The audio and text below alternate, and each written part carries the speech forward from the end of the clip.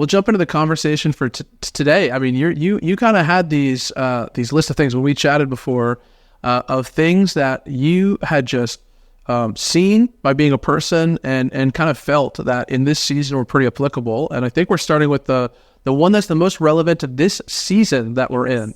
So why don't you introduce us? Like, what is this conversation going to be kind of guided around today? Yeah. I guess when I first thought about, it's January, it's cold, it's dark. Yeah. And really what I see, if I look at what kind of waves come through in cycles throughout the year, January is a really hard year for people. It's usually where we see a lot of people reaching out for support. Yeah. And certainly we want people to reach out for support. Yeah. But really what I think it's saying is that January is dark, not just in terms of, our weather is dark. And there's that seasonal piece.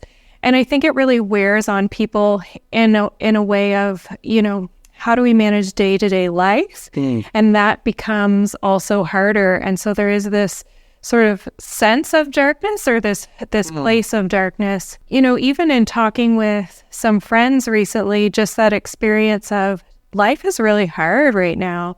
And in that hard, the question of how is it dark, and also how do I have hope? How do I hold both? And that's for sure often the piece that people, when they come in, what they're when they're talking about what they're struggling with, it's can I feel this pain? Is it okay to feel so hopeless, but also to hold on to hope? That's definitely, I mean, when we talked about this before, like, that resonates with my story, I think, but I mean, even more like acutely, like my season that I feel like I'm just out of, the last few years with my daughter. What are those kind of things, those markers, or those things that specifically this season, January, what makes it harder than the other months or other times of the year? What kind of brings the acuteness of whatever's going on? I've heard of SAD, people being sad this time of year. So what are some of those things that, people do, struggle with seasonally? Yeah. So SAD, seasonal affective disorder, that's usually in terms of when people seasonally experience depression.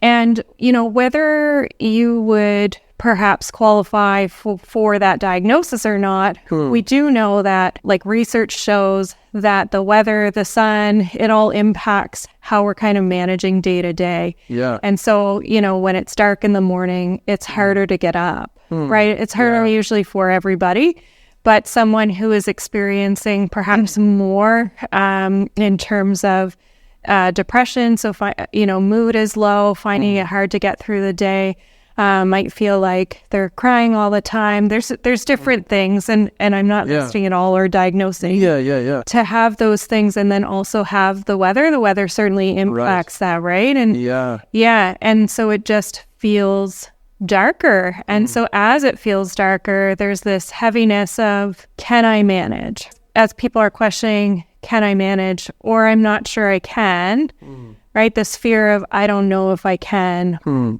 pops. Yeah.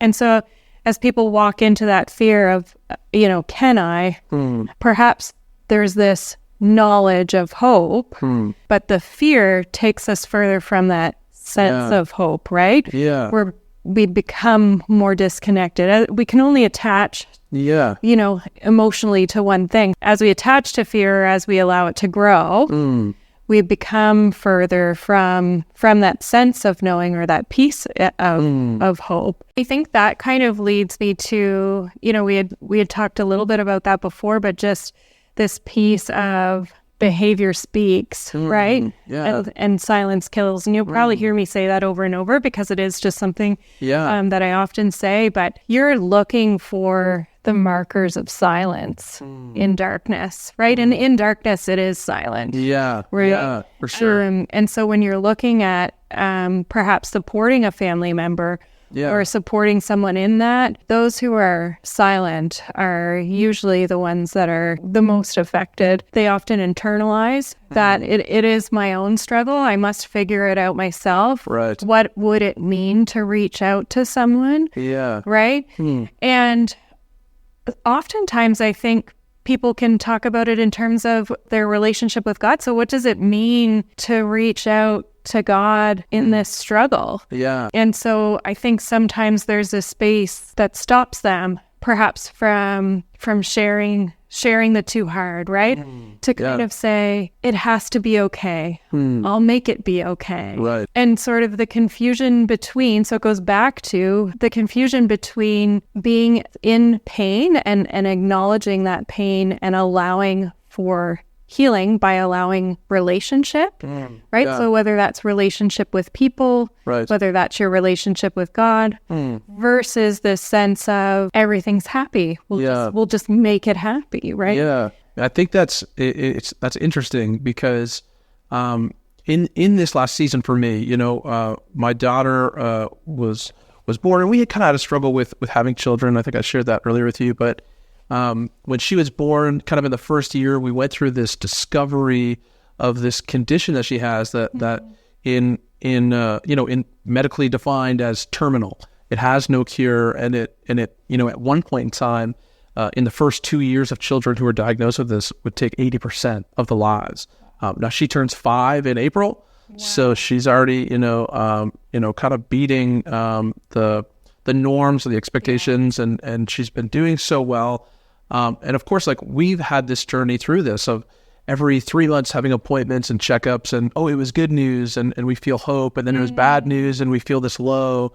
And everything was so circumstantial based on the news that we got. But me personally in this, like, I don't know if it's because I'm a man and I feel like that's the man's job to be the pillar of the family or not, but I felt this need to be positive. And I've always been a positive person. I am an eternal optimist, right? I will always try to spin everything for the best and have that great outlook. And, my relationship with God is definitely a huge part of that, relying on Him. But there was a time in this journey where we maybe got some not so good news a couple times in a row, these 6 months. And I remember, in the name of community, I told myself I was doing it for my family. I was doing it for my wife. I was doing it for my parents, or, my in-laws, or I was doing it for Eleonora, my daughter, that I was going to stay positive and have a positive outlook, even if they were struggling and crying and mourning and asking the what ifs. What if she does pass away? What if this condition does get worse? What if she needs another open heart surgery? And in doing that, like, this is why it's interesting what you just said, because in doing that, I isolated myself. Yeah. I was holding myself. Everything that I really wanted to feel or needed to feel I didn't share that with anybody. Right. And instead I projected these emotions that, the hope was real. Yes. I believed in the hope that I was communicating. Yes. But I didn't allow myself to feel anything else. Yeah. And as you say that, right, you're saying,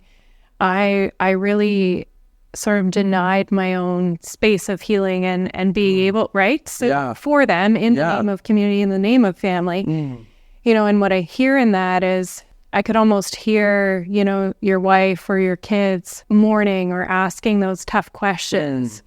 And in the space of saying there is this hope, right? And there is. Yeah. Yes. But without communicating that I am hurting. Yeah. It didn't just isolate you, right? It isolated them from connecting with you. Exactly. You said one thing that was really important. So for talking about this hope and then sort of holding in your pain, I think that piece is so common in terms of, if I allow this pain to be so real and so present, does it diminish in any way who God is, right? And sometimes that is the struggle, and no, it doesn't, but that's fear, right? Yep. It's fear that if I allow that pain to be as deep and as dark as it is, does that diminish who God is? And it doesn't, but the fear often says that maybe it would. I think the only thing that I'd want to end with is, in terms of someone, who perhaps is really struggling, whether it is depression or just some feelings of depressiveness, knowing that it's okay to have those feelings, that it doesn't make you different or less than. And I often go back to the night before the crucifixion, right? Jesus goes out and he cries out to God, right? He cries out to God. Yeah. Does it have to be? And I think in terms of when someone comes into that space of darkness, that is the question. And it perhaps brings you to your knees in a place where you're saying, does it have to be? Yeah. There's still a knowing of yes, and he's still there with you. I'm so glad that we're having these conversations. I'm excited to see what comes out of the future conversations, for sure. Me too. Yeah. I really enjoy our conversations together and so appreciate this time to be able to just bring awareness to mental health.